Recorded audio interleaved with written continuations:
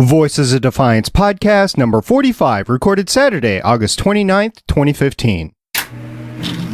Hey, I'm Cody from Unqualified Gamers, a podcast member of the Gonna Geek Network, just like the one you're listening to right now.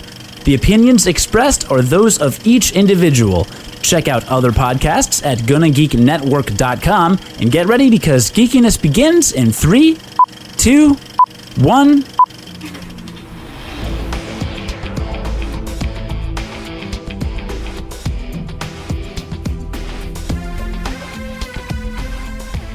Welcome to Voices of Defiance. It's a podcast about sci-fi's television show Defiance and all of its universes to include, but not limited to, the video game. We're not experts, just a few fans like yourself that love the show and want to geek out about it.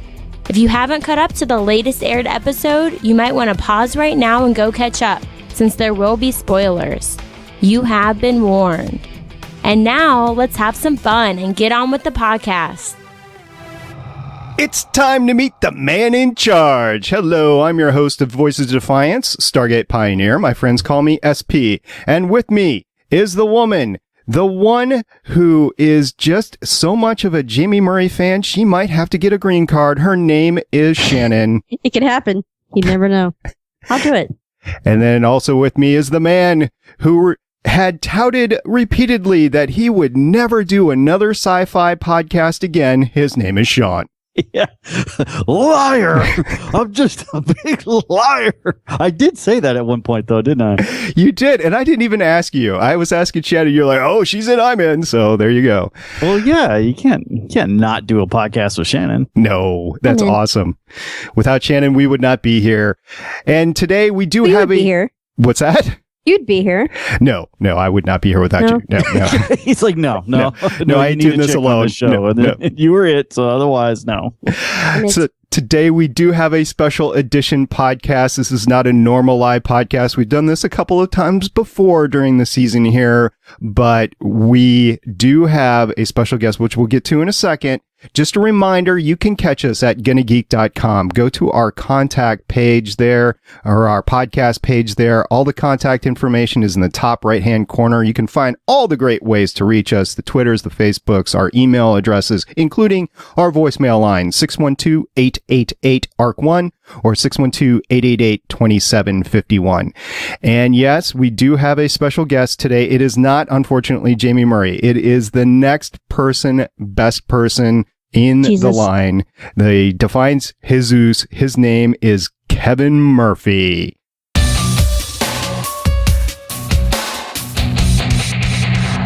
We have a very special treat today. We have the man behind the magic, the man who has torn our hearts and heard our cheers. He is the man behind Defiance. His name is Kevin Murphy. How you doing, sir? I'm doing great. Thank you very much for taking your time after such a phenomenal season 3 finale last night. We are recording this on Saturday, the day after, and I'm surprised you look so well. You actually look like you got some sleep, maybe. I got sleep. It was good to get it over with and get everyone's reactions and just have it be finished and to stop hearing David Bowie's Everyone Says Hi going through my head over and over and over again.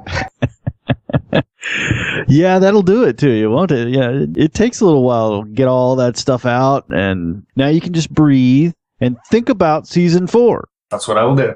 Look at him. I bait him. He doesn't even take it.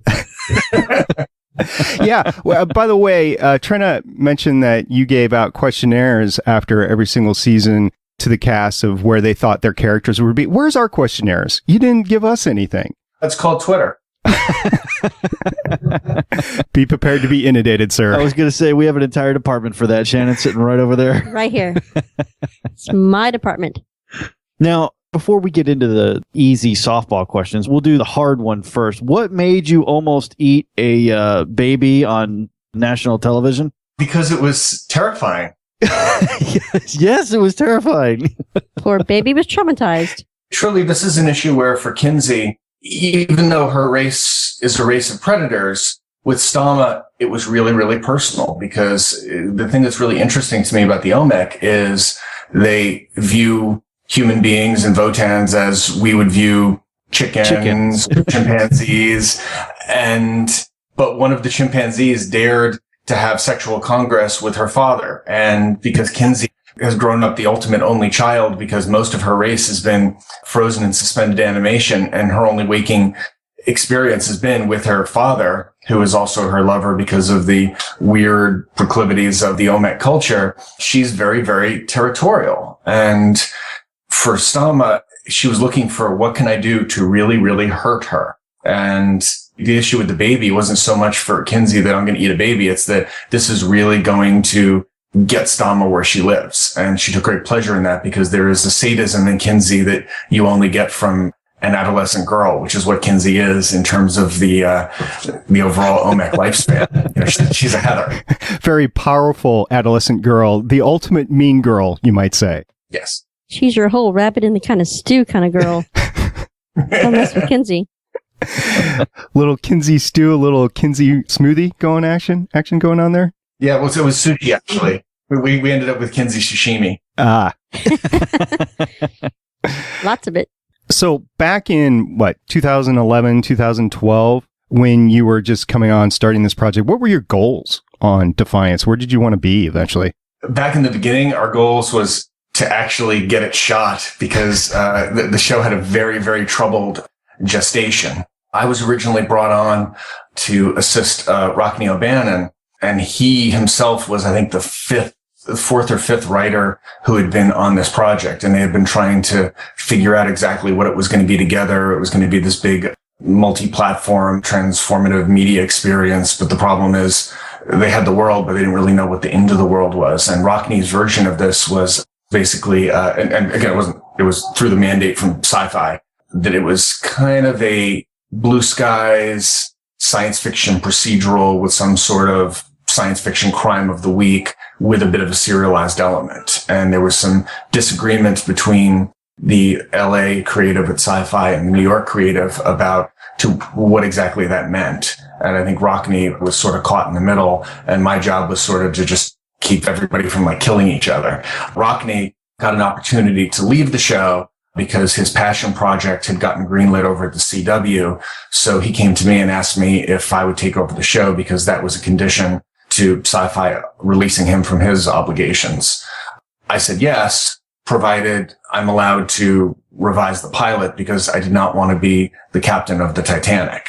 I had kind of come aboard Caprica, which is a show that I really loved doing, and I was excited to be part of Battlestar Galactica, but it was a show that was troubled before I got there, and I sort of I managed together. Jane Espence and I managed to give it a dignified burial, but we didn't actually save the show, or it got creatively better, but it didn't get picked up, and I didn't want that. Happens once, you get a pass. That happens twice, people start to blame you for it. So Mark Stern and Dave Howe were very cool, and they allowed me the latitude to kind of rethink the show and come up with what we know of as Nolan and Arissa, who there were characters by that name, but they weren't the same characters in the original version. And that really sort of made the whole thing work for me, because Bogdanovich's Paper Moon is one of my all-time favorite movies. And the idea of putting Ryan and Tatum O'Neal into a science fiction world and giving them guns was kind of awesome. So at the beginning, it really was about making this incredible pivot, and convincing the one actor who I was excited to have come in for a meeting was Grant Bowler, who had been on Outrageous Fortune, which was a New Zealand show that I'm a huge fan of, and convince him to agree to commit to the show without actually having an accurate script.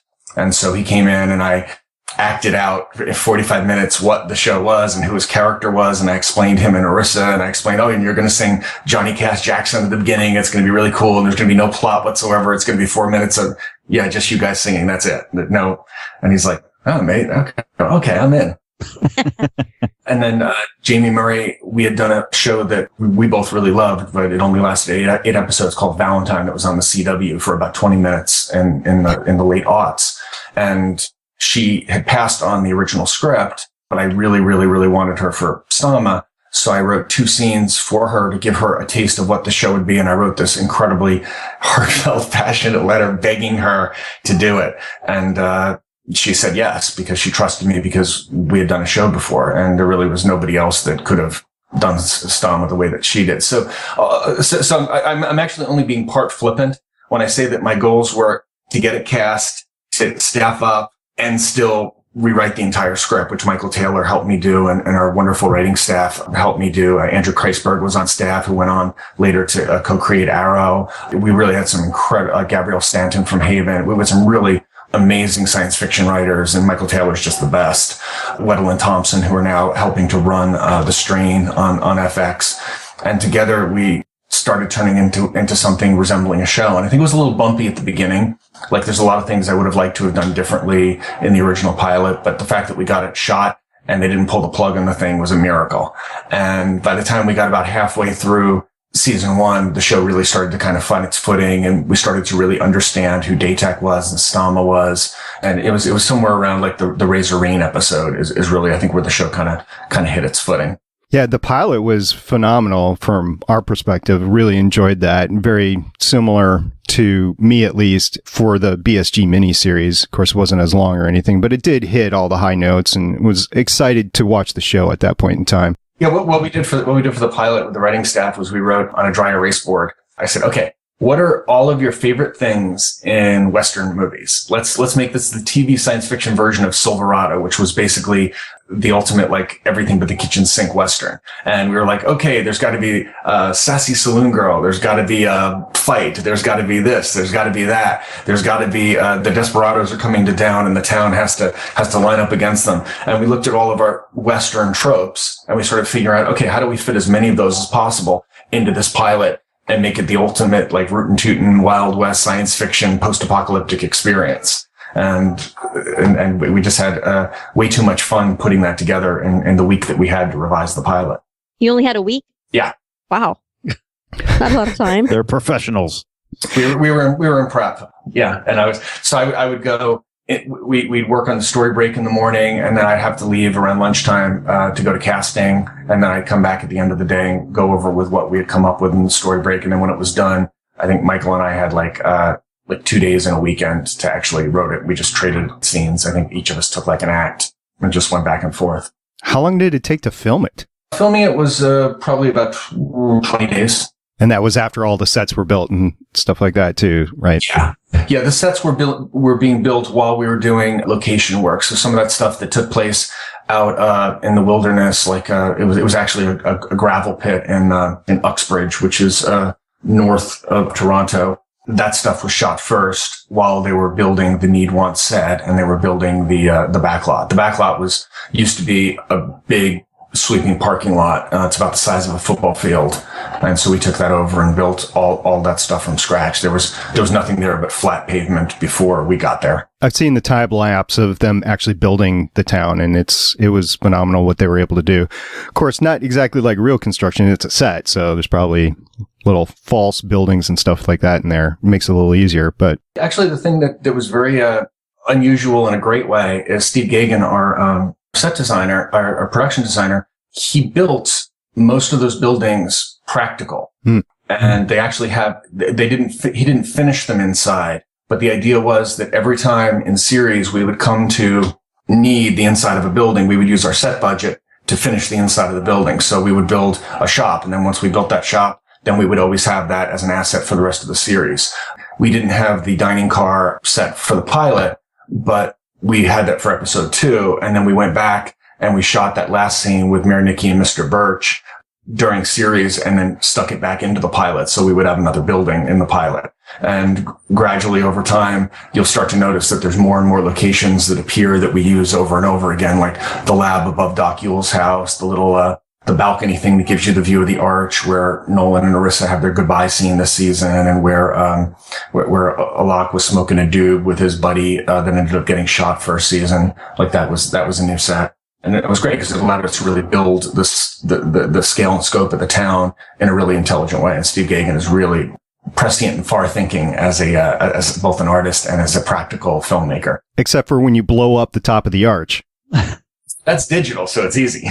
But that was done. We knew that we were going to blow up the top of the arch. So we shot our very last scene, which was Amanda on the radio, which is the only time we used that interior set. And we knew that we were going to put something else in its place. And that ended up being the interior of Romtalk's tent went where the arch used to be, because we knew that we were going to buy back that real estate in our sound stages. So we were always hungry for room. So we always had to be very careful about laying out how what we did in the scripts would impact the real estate that we actually had on our sound stages, which was very limited.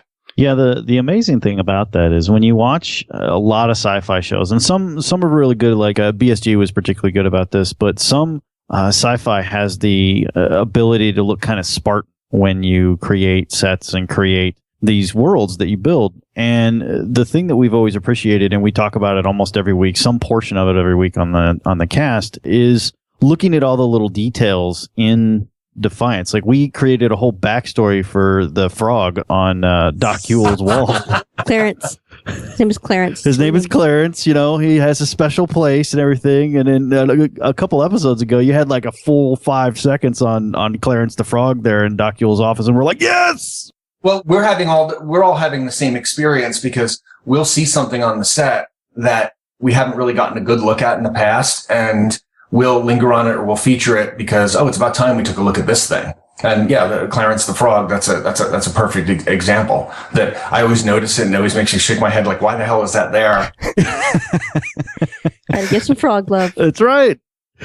And the reason behind that is our show has perhaps, at least arguably, an unfair advantage over other modestly budgeted science fiction television shows, is that we exist in the remnants of recognizable Earth. That means that every time a TV show in Toronto gets canceled or a feature film wraps in Toronto, our crew is there like a bunch of vultures picking over the stuff that they're going to throw out anyway, and we offer to take it off their hands. I think after the Total Recall reboot, we bought an entire trailer truck full of all their costumes, and and they just gave it to us for free because they needed to get rid of it. And we had to go to the network and get breakage because we had to buy costume racks to put it on. And that was the only expense. But we were able to like redo a lot of those things into Earth Republic uniforms and use the raw cloth and, take any pieces of leather. We have a team largely of people from Quebec who come in and make all of our new costumes. We have like a leather master who comes in and works for Simonetta, and he's here for like the first 3 weeks, and all of our leather needs for the season are built from scratch out of pieces of leather. And that's how you get all that detail on the various costumes and all the beautiful thing is because they're making this stuff from scratch. There's almost nothing that's bought off the racks. So what's up with the log? Oh, the log was just, that's an inside joke. And you know what? I've held the log. I've been there when the log was being photographed, and I don't know precisely what it is, but you'd have to ask Sabrina, who works for Mark Winemaker, because she's the goddess of the log. I see. It's a hell of a title, man. She does other useful things too, but she is awesome. That's not all she does. It's the majority of her time, but she has other things too.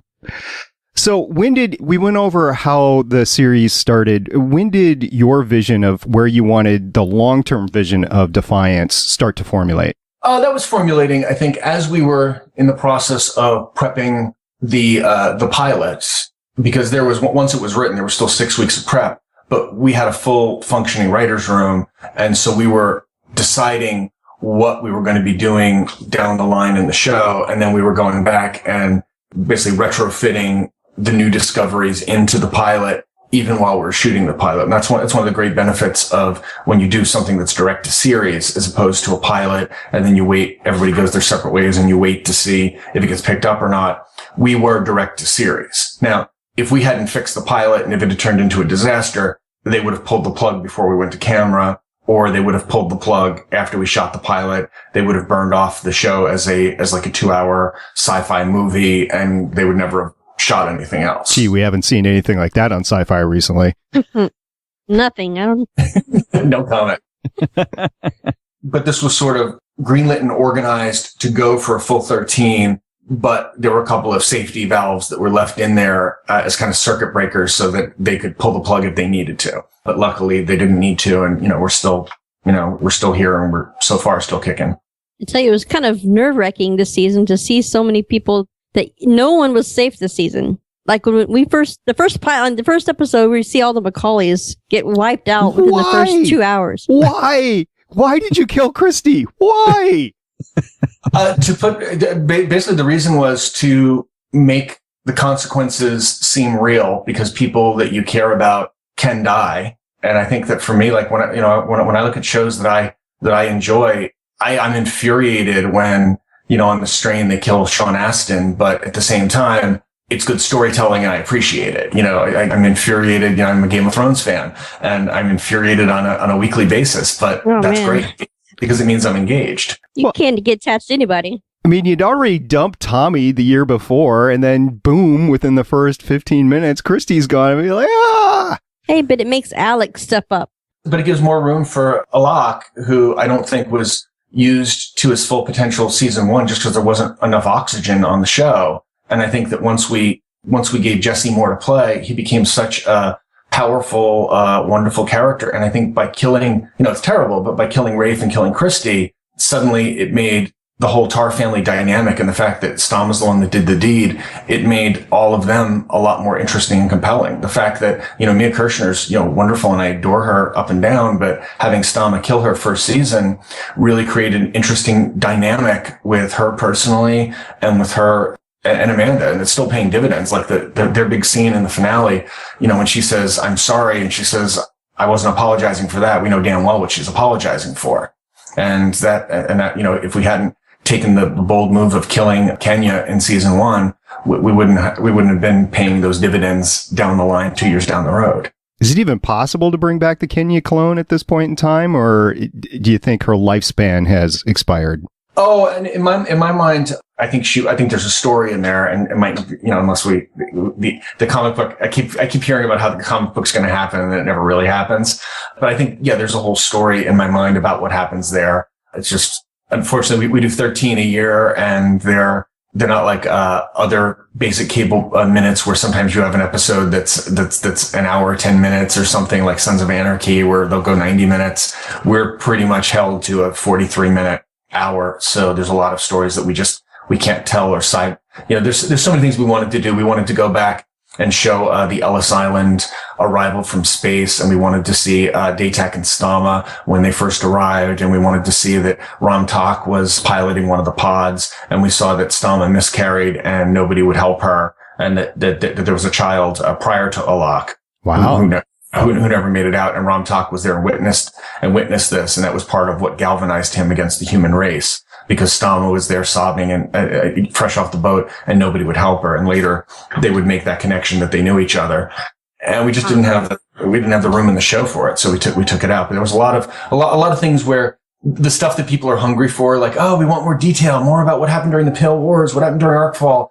A lot of times we'll write those scenes and then they'll go away because we either can't afford to shoot them on our schedule, and they're not absolutely critical to the narrative, so they're too expensive and they go away. Oh my God, we need paper books. We do. We need some books. That'd be awesome. I never heard of the comic book. That would be so cool if we had Defiance 8, because I've seen Dark Matter comic books. It's not the same though. It's not the same. Well, Dark Matter started as a comic book, and I believe that the comic book was sort of an audition to get a TV series made. This is a little different because this would be adapting and shooting off from the existing series. But I think we've been talking to a label called Devil's Due about doing it. It hasn't actually seen the light of day, and I'm not sure why. But I know Anupam, who's one of my writing staff, is champing at the bit to write it, and we've done a bunch of series sort of abstracts of what the comic book would be. Be awesome. Who's the pancake fan on the set? Is that you? Personally, I'm not big on pancakes, and actually, he's got it wrong because they're obviously crepes.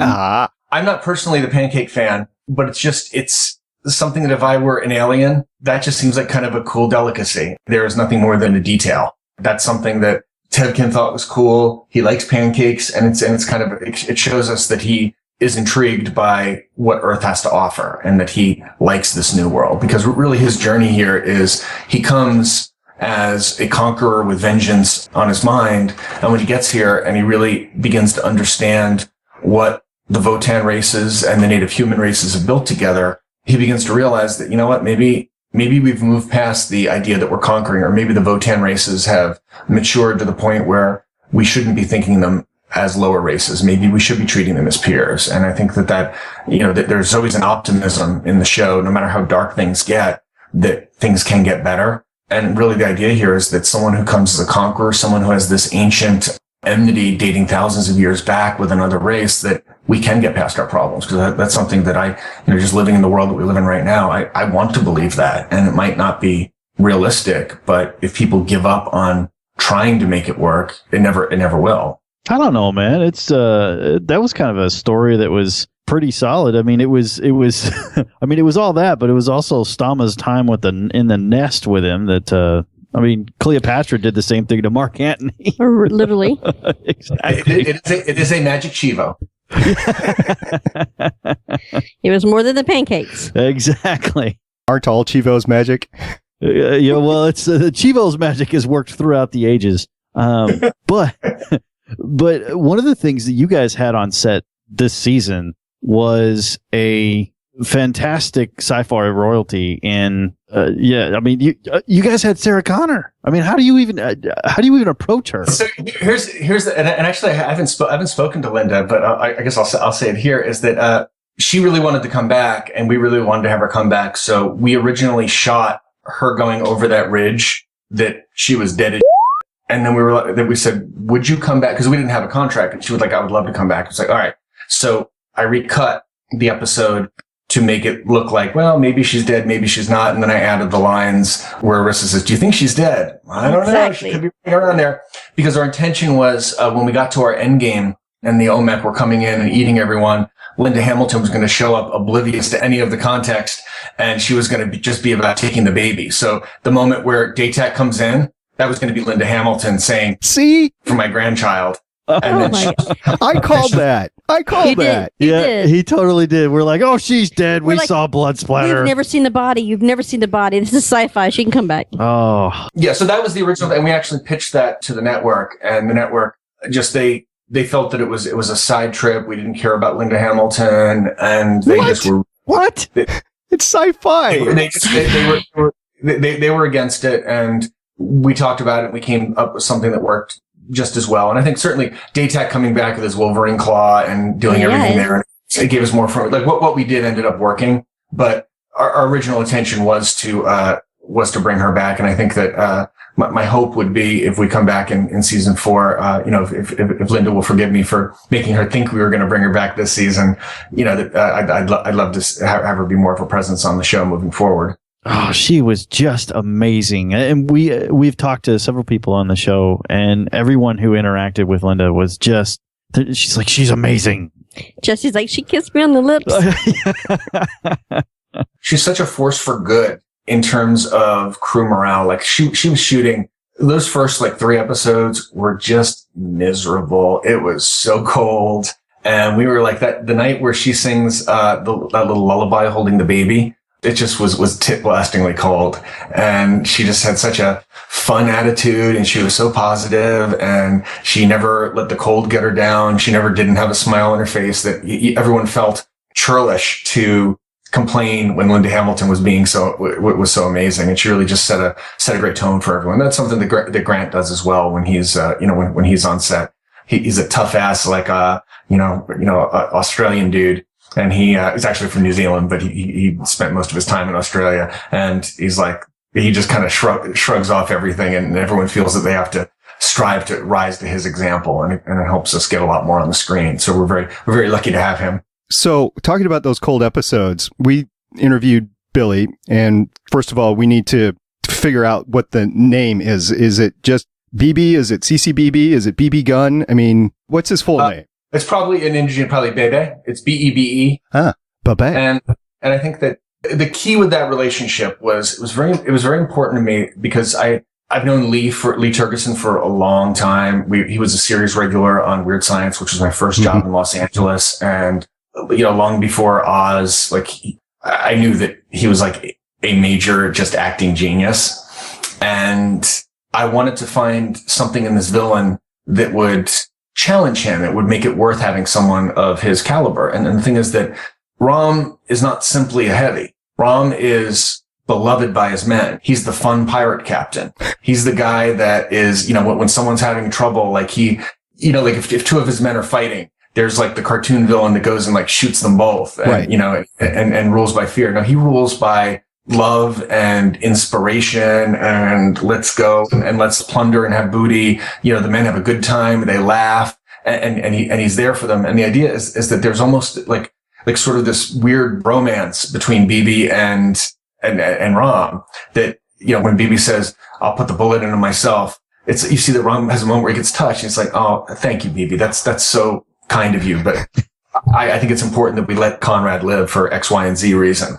And that so while you're sort of loving his relationship with his men and the little peeping Tom Liberata and the fact, hey, give the bosses privacy, his ladies here, that everybody kind of cares about themselves in that camp. And you feel that BB is sacrificing himself potentially because he loves Rom so much and believes in Rom's vision, that when you see the acts of casual sadism towards the human beings, they're shocking. There's something really sort of relatable in the fact that he is a working class guy who thinks that Stama is a spoiled rich bitch and that Datak is sort of a pompous preening phony who's putting on airs above the natural station of his lair. That's why he's so like to them in the first couple of episodes. But it's true that Stama is kind of a pampered rich bitch and Datak is a preening, when Yule calls him a cause I'm not a drama queen like you kind of laugh because, Datak actually is a drama queen. He is a drama queen. Yeah. Just a little bit. Is. So is Stama. Yeah. And the thing is that Rom kind of calls them on that. And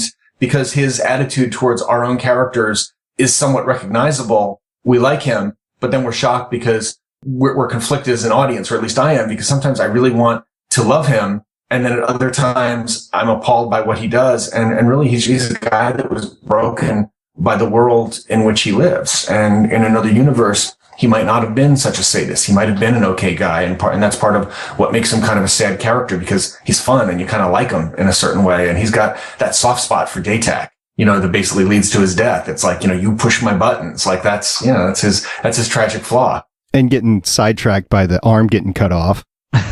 Oh, absolutely. And the fact that, but at the end of the day, because Datak cuts his arm off, Rom does mean what he says. Like Rom like sort of, you know what? That guy really is dedicated himself. You know what? If Datak hadn't blown him up, I think Rom would have absolutely welcomed him with open arms and would have forgiven him and made him part of the pirate crew. Would he have high-fived him with his own arm? Oh yeah, he probably, but it would have been different. It would have been like good-natured, giving each other kind of frat boy in a locker room kind of thing.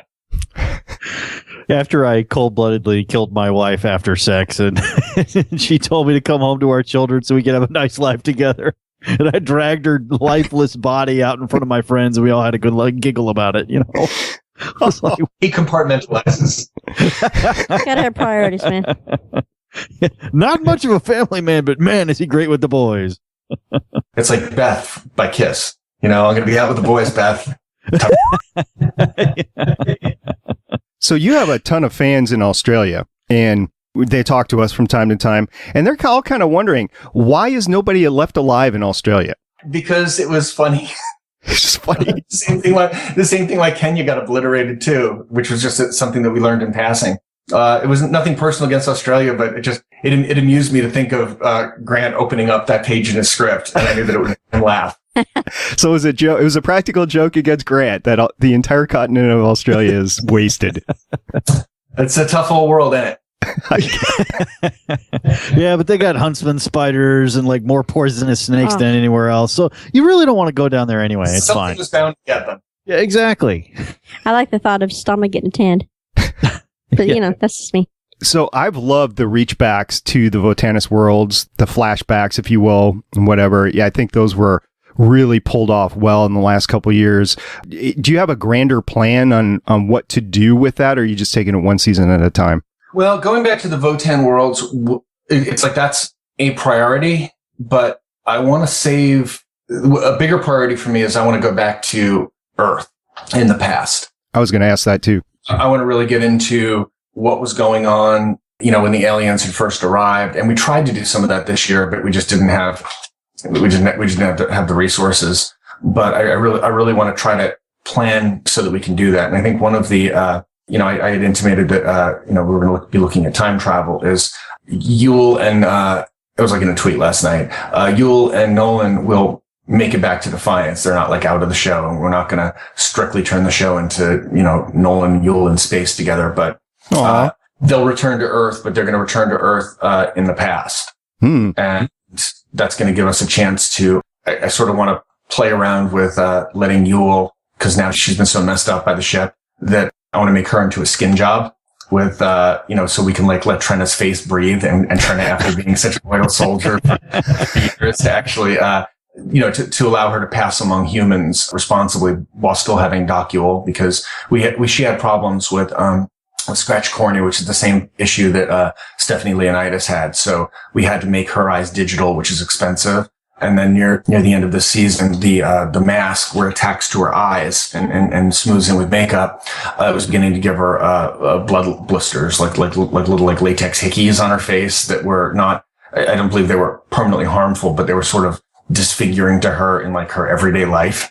So the idea here is to kind of let's try Doc Yule for a while and see what we think of her in human form, and if we and see what happens. We can always put her back into latex when she gets to Defiance, but the idea here is that giving Yule and Nolan and their truck full of OMEC some experience and kind of let them be boots on the ground during the Pale War as they try to figure out how to essentially get back to the future and perhaps meet some of our characters when they were younger. I was loving the whole Master Chief Cortana Halo vibe going on between the two of them last night. But Trenna, it was amazing, her playing Laura this year. So thank you very much for letting us see that. We really enjoy seeing her on screen. So thank you. She's an amazing actress. And do you know how she got on the show? No. Do you know the story?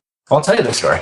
She worked for Lisa Parison, our Canadian casting director, and she was the designated reader. So when an actor would come into audition, Trenna would be the person sitting off camera reading the other person's dialogue.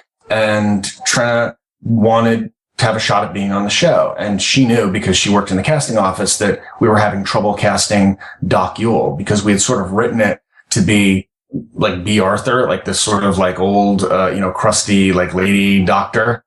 Sort of like the female version of Doc Cottle, and I was writing the lines for B. Arthur. But it was difficult to put the Indigene skin on an older person, because you need very, very smooth skin or the latex doesn't adhere properly. So there's a lot of things where we have to cast based on often skin complexion, or what your skin looks like, or how big your eyes are, or how large a forehead you have, because it'll look better when we put the makeup on. And that sometimes informs our casting decisions. But, so we were looking at very young actors, trying to see if we could have them play like old souls. And it just wasn't quite working. We were looking at men, we were looking at women, and Trenna wanted to audition. So Lisa emailed me and asked me if that was okay. I was like, sure. And then I saw Trenna's audition and I was like, holy crap, that's it. She's it. Yes. The network didn't agree. Oh, and honestly, I love, there's one particular network executive who I will leave nameless, who is a dear friend of mine. And she was the one who was dead set against it. And I've said this to her face, that maybe there was a little snobbery involved, because everyone knew she wasn't a professional actress. She was the reader, but they rejected her. And I said, well, why? Well, she's just kind of busy. She had all this business with her clip, and just she seemed like she's a hand actor. I was like, all right, I'll do it again. So I had her do the scene again without the clipboard in her hand and less business. And they're like, yeah, she's too funny. Okay. So then I wrote, and so what was helpful here, some of the darkness of Doc Yule came out of this process. So I wrote this incredibly like gruesome, terrible, like Mengelev scene. And then I gave that to Trenna and put it on tape. And it was just kind of horrifying and dark and weird. And she was like singing songs to children. And then you realized that she was going to kill the children at the end of it, but she was having wonderful bedside manner, and it was really creepy. And then they just kind of freaked them out, and they thought, no, it's just too disturbing. So then it was like, okay, so I built sort of like the Amanda Yule relationship, and it was a different scene where she intimated her terrible past, but she was sort of apologizing to Amanda. It became a much more heartfelt, emotional scene that's very much like Doc Yule that we know in the show, who is a former Dr. Mengelev who's trying desperately to become a better person. And Trenna just was such a sport, but she auditioned, I think, 7 times with 7 different scenes or rewrites of scenes. And then after like the 7th time she was rejected, I just stopped auditioning people, because I knew at some point we'd run out the clock, because at the time we were getting our contact lenses were being hand painted in Hawaii, of all places. And I knew that we didn't have any other options. So I just stopped presenting, and eventually they realized we're under the clock. I resubmitted Trenna, and then they were just tired of fighting me, and they approved her. I think your whole gruesome past has made an impact on Trenna, because when it came time for Laura and the kids, she's like, if Laura ever comes back, the kids are dead. It's amazing because she has the best damn lines of the entire series. She really does. She has the best delivery. You every time she's on screen, you look forward to whatever she's going to do or say. What did she say last night? Stick it in me, sailor. That's great. So, what has been your favorite part of the show so far in the 3 seasons that have been out? I think my favorite part is subverting expectations. That I think I enjoyed the pilot, but I think the pilot, it felt like, it was a Western. And I know a lot of people at the time, because, people felt the loss of Firefly so deeply. They were like, it's a knockoff of Firefly. I think if you look at the show now, it bears, and I love Firefly. I thought Firefly was a really cool show. But I wasn't interested in doing Firefly. I think you look at it now and it doesn't resemble Firefly in the slightest. It doesn't resemble, I can't think of anything else that it resembles. And I can't think of, when you flip channels and you're looking at, and Defiance comes on, you don't think you're watching anything else. It's kind of like when I see Game of Thrones, I know I'm watching Game of Thrones, even if I don't know the episode, and I never get confused with anything else. Battlestar Galactica always looks like Battlestar Galactica. You don't flip on here and think, is this Killjoys? Is this Dark Matter? Is this, the Dominion Angel show? No, it looks very, very distinctive. And I think figuring out how to create that distinctive look when we have very little in the way of resources, given the scope of the show and what we get on the screen, I just think that's a procedural challenge that extends beyond the characters. And it's really about partnership with, Michael Nankin, our producer director, Mark Winemaker, our line producer, Sean, our UPM, Tom, our DP, Steve, our production designer, Simonetta. And together we make the show that looks, so cinematic, and we do it for very little money. And, like the finale last night, I'm most proud of the fact that we were so organized and we were so responsible all season.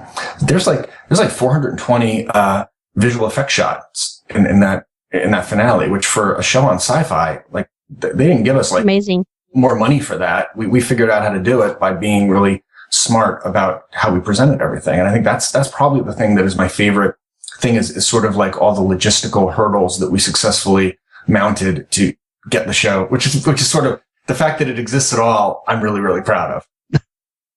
Yeah, well, you should be. And honestly, we've talked to quite a few people on the show now, both in the visual effects department. We've talked to a lot of the actors, and it's amazing how a lot of times you'll talk or you'll hear interviews about people, and you can tell that even if they're doing their character very, very well, they may not be into the story, they may not be into sci-fi, they may not be into that kind of thing. Everyone we've talked to involved with this project has been 2 things really. 1, incredibly gracious, and 2, really into the show. I mean, more than is contractually obligated, They just seem to have a great time with each other and a great time with the project, and like the material, genuinely like the material. And it makes it special, and you can tell. We're very big on encouraging everyone to drink the Kool-Aid, because when people are empowered and they feel that they're going to a place where it's not just work, where they're encouraged to be artists, and that they feel that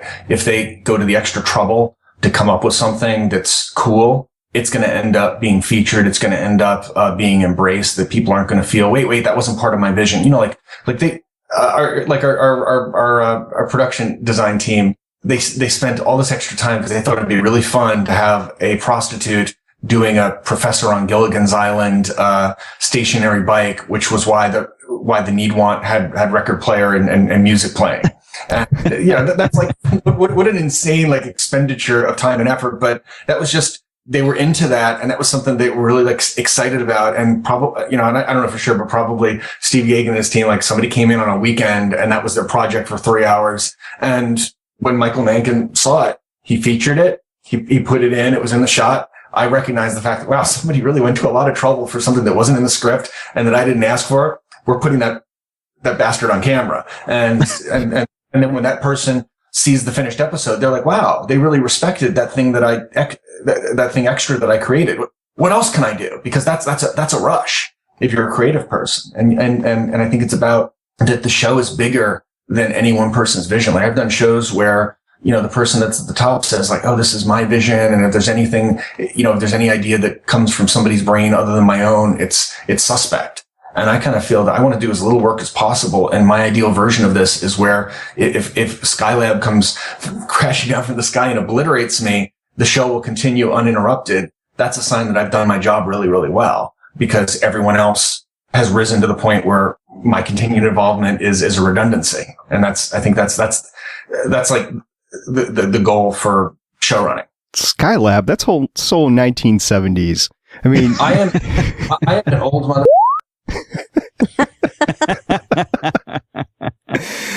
Understood. I was expecting to say bravery or something like that, but no, Skylab, way to go. Bringing it back. Well, the real trick to it is, and this is something we talk about almost every week, is it's when you make something like this, and it's the artistic part of it and the whole production, and there's this mess that goes into making something like this, and it's not the thing that makes it special, and the things that really resonate with people when they attach to a show like this. BSG had it, Star Trek has it, Star Wars. I mean, those kinds of things. It's not the production, it's not the art, it's not the the characters or how well it's written or anything like that. It's the real trick to it is people love it. And they attach to it in some way. And it doesn't matter how those ingredients all get together. When you have that love for it with the fans and the people who watch it, like us, and they need that now. That's something they need. And that makes everything just so special. It becomes something bigger. It becomes bigger of a fandom. I mean, like, I'm part of the fandom. I play the game. I watch the show. There's people that I talk to on Twitter, but it's all about the people that love the show. And I think the characters still they make it easier to love the people. Absolutely. So thank you, sir. Oh, thank you. And I hope they pick the show up and we get to do it again next year. Oh.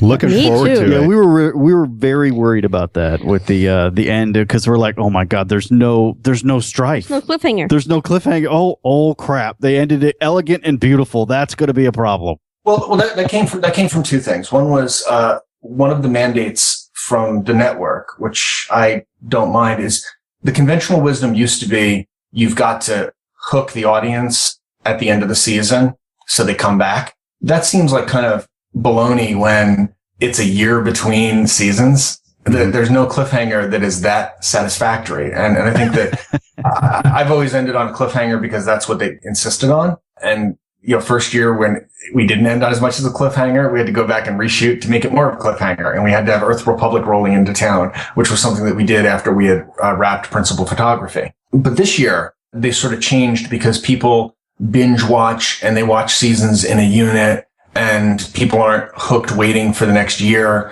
of programming. That now they want to treat their seasons as more of like miniseries. Like obviously there's things that you want to know more about, but they want things to feel like they come to a satisfying conclusion. So I was all about that because I personally prefer that creatively. Like I like, if I love a show and it ends and I feel good and I feel a sense of closure, that's not going to stop me from reading the next book or watching the next episode or watching the sequel. If I love something, I love it. So I was happy to be able to do that.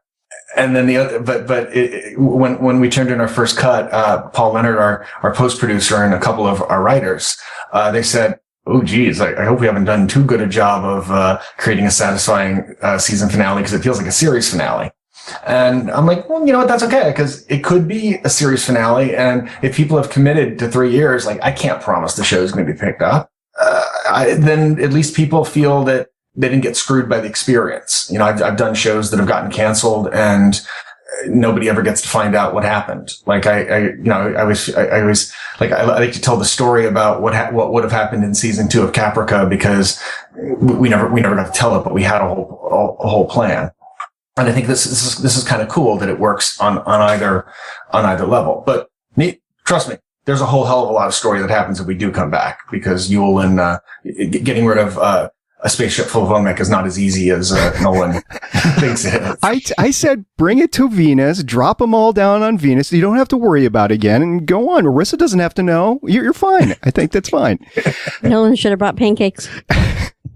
What is he eating on that ship? He is the food. Doc Yule is running everything. I'm sure that Doc Yule is, first of all, if they had taken prisoners, they would have had to have fed the prisoners something. So, Doc Yule controls all of the life control stuff. So I assume that somewhere there's a little like kitchenette where you can make food for the slaves, because that's a harvester. So it would have been stuff that Arathians they would have the ability to make things that Arathians can eat and Castathans can eat, which are things that humans can. Gotta keep them plump. That's my story. Back over you. Nicely done. Back over the net, sir. Well done. I tweeted this last night. The finale, the season 3 finale, the last few minutes, it was so good that I had to stop tweeting, stop making fun of it, and just enjoy it. It was that good. I thank you for making that, because I know on Sci-Fi itself, I know you were involved with Caprica. I think the ending of Caprica went well. I think that how Sci-Fi treated it and throwing the last 5 episodes on a Saturday over the holidays, I didn't really appreciate that, but or whenever it was, Tuesday night or whatever. And Alphas had the big cliffhanger. Ironically, it was the last 5 episodes, which we referred to as the final 5. Yeah, right. and Alphas had that cliffhanger, went nowhere, so you're left hanging there. What happened? What? So I do appreciate, not in this day and age of not knowing whether you're going to get picked up or not. I did really appreciate that. So thank you very much, and the fans really thank you as well. Oh, you're welcome. So is there anything else that you've got going, or that you want to tell the fans, or anything like that before we wrap it up here? Well, I'm in a writer's room now. I'm running a new show. That's something that will happen in between seasons. And if Defiance and the other show get picked up, then I'll do both. But it's based on a book. It's called The Sun, and it's for AMC. And it's a really amazing book about Texas and the Mexico incursions across the Texas border, and how and basically the rise of a Texas oil empire family, and this 12-year-old boy in 1849 who gets kidnapped by Comanche. He becomes a full member of the Comanche tribe. Then he fights in the Civil War. He becomes a cattle baron. He becomes a Texas Ranger. He later becomes an oil billionaire, and he lives to 100. And it's the story of him and his descendants spanning from the middle of the 19th century to the present, and the rise and fall of their dynasty. And it's just a phenomenal book, and the series is really exciting, and we're working with the novelist on the series. So that's kind of what I'm doing while we sit around waiting to see what Sci-Fi says about the next season. But I definitely recommend anyone who likes big epic stories. Wow. Go pick up the book and watch for the show. Shannon is in full giddy stoked mode. She loves that. Okay, first of all, it's a period piece. It's which she's a big fan of. Texas, where I'm at, and it's like genealogy kind of stuff. So I don't know. It sounds more like Forrest Gump in old school Texas. It's pretty, but it's pretty brutal. I mean, the thing is that it's exhaustively researched, and Philip Meyer, the author of the book, he did all kinds of crazy, like aside from research, like he participated in the slaughter of a buffalo. He drank buffalo blood and ate the different parts of the buffalo so he could write about it. Holy crap.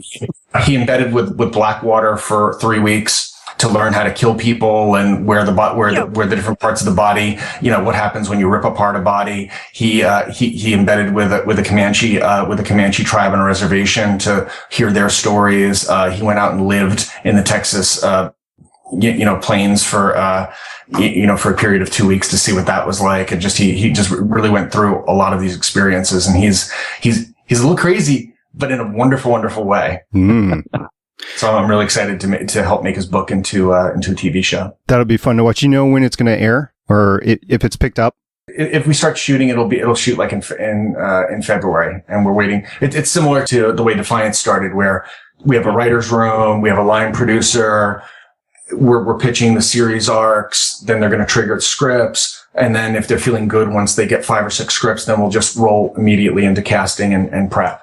But they have the ability to pull the plug if they think we suck. Well, we'll be looking forward to that next year if you make it through all the wickets, and good luck with that. We do have a small request. If Defiance is picked up for a season 4, could you write maybe a small non-speaking part that Shannon could perhaps be in a scene with Jamie Murray? Shut up. Shut up. No, there'd be no speaking at all. I would say if you can get a Canadian green card, like a work permit, that's an easier request to accommodate. There you go. Oh, that's all. See, we just got to get you to Canada and get you working in there, babe. But then we can discuss it. But that's the hard part. Deal. No talking, because Fair there'll enough. be no words. Basically, she just wants a hug from Jamie Murray. I've had a hug from Jamie Murray. Well, that's true. And I was catatonic then, too. Well, thank you very much. We really appreciate your time today. We really appreciate all the work that you and your entire cast and crew has put together. It has been an exceptional 3 years that we have enjoyed very much, and we wouldn't be podcasting about it if we didn't like it. So thank you very much on all accounts. Oh, thank you. It's been a pleasure.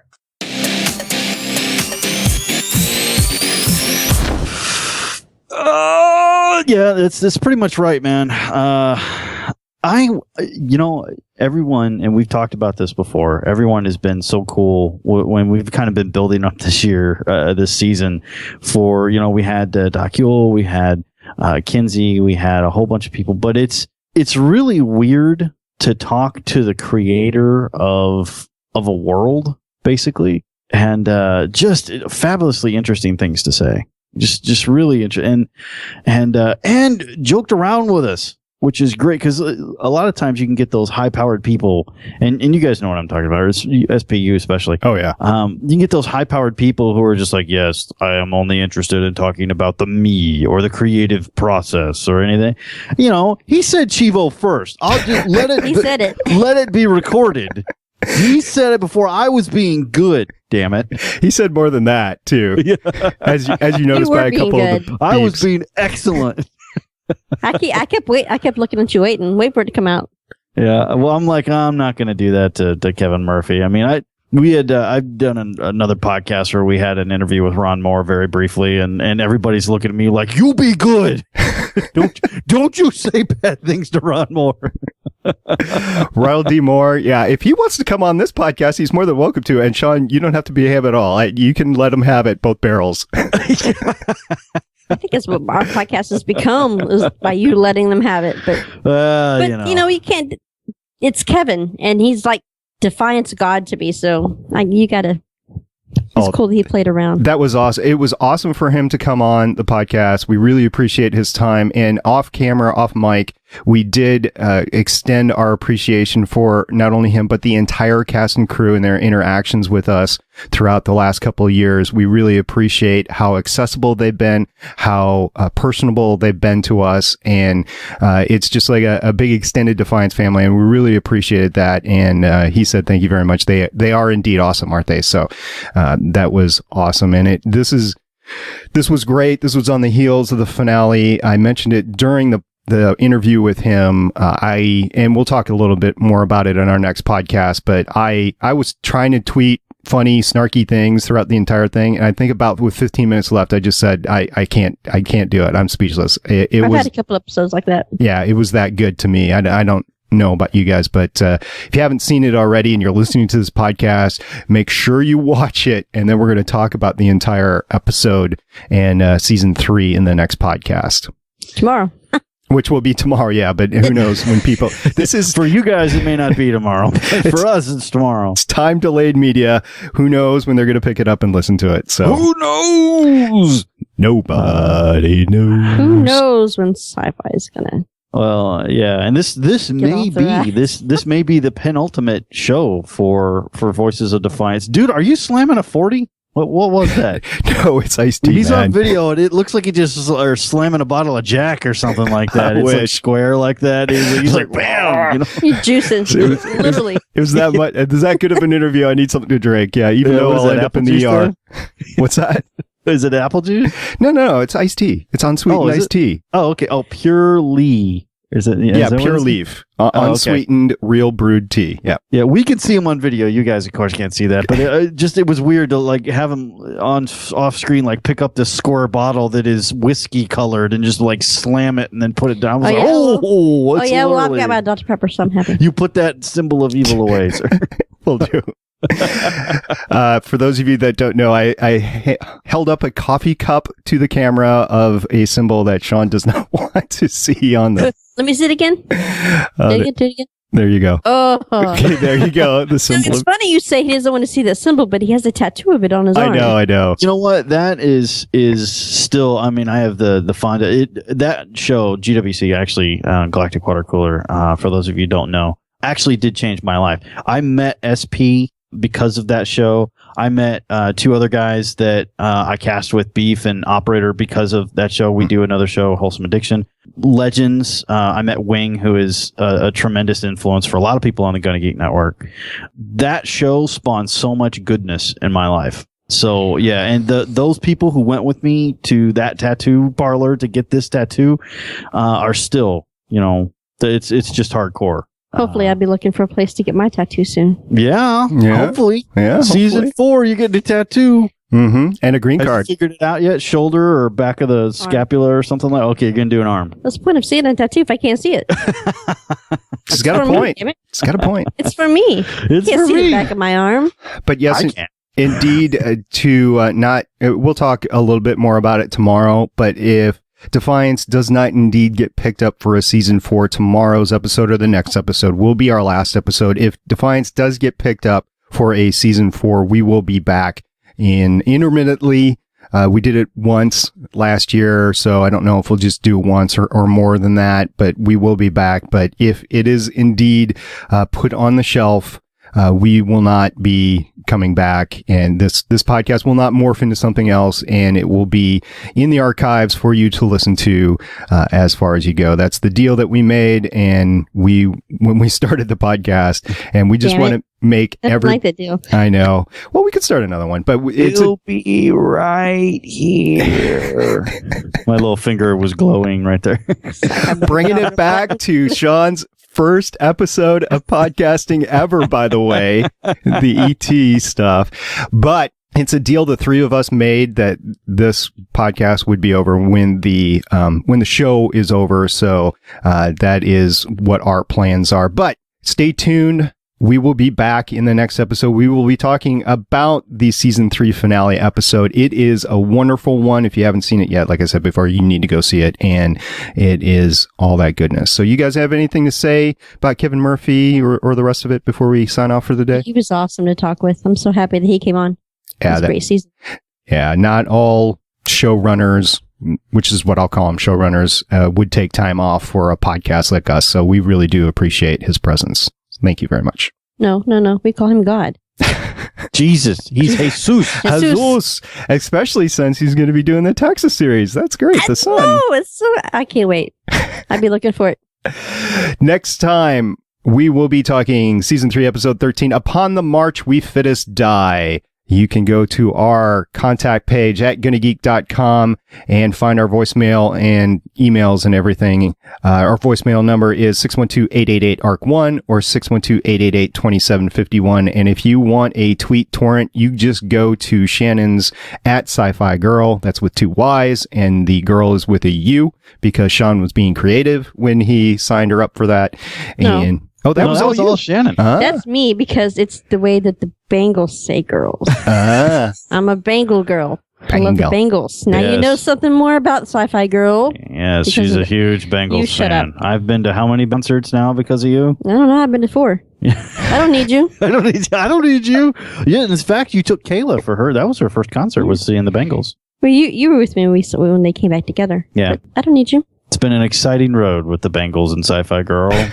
Dude, I've been a Bengal fan since I was 12 years old. That's true. Yeah, I was a little bit older when I first heard the Bengals, but that's a story for another time. He's been a Susanna Hoffs fan for a long time. Well, I'm a Susanna Hoffs fan too, but I've got an original T-shirt. You know how I am about T-shirts, right? Yes, I know. I've got a T-shirt that I've had since the 6th grade. This thing is so see-through, it's like film. But see, check this out. Yeah, you can see through it. It's like sheer now. You can see through it, right? But it was about 10 years ago that I found this. It's a 1989 concert T-shirt, and I found the same shirt off of eBay that I paid $45 to get that same shirt. Smells kind of mothy. I don't give a what it smells like. It's the Bengals. I gotta have the girls. All right. So until next time, with that, I don't know where to go other than out. My name is Stargate Pioneer. This is Shannon. This is Sean saying, look at that console. It says WSA, y'all. Thanks for listening to Voices of Defiance. If you want to get in touch with us, you can catch us on Twitter at Voices of Defiance. Email us at feedback@voicesofdefiance.com. Go to our Facebook page, facebook.com/voicesofdefiance.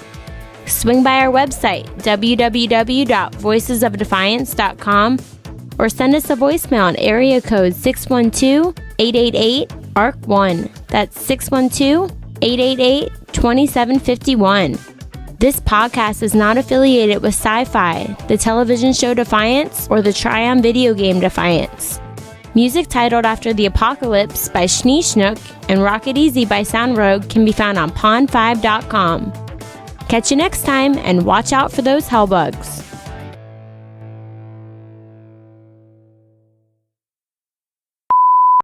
Good luck getting that work permit, by the way. Caprica.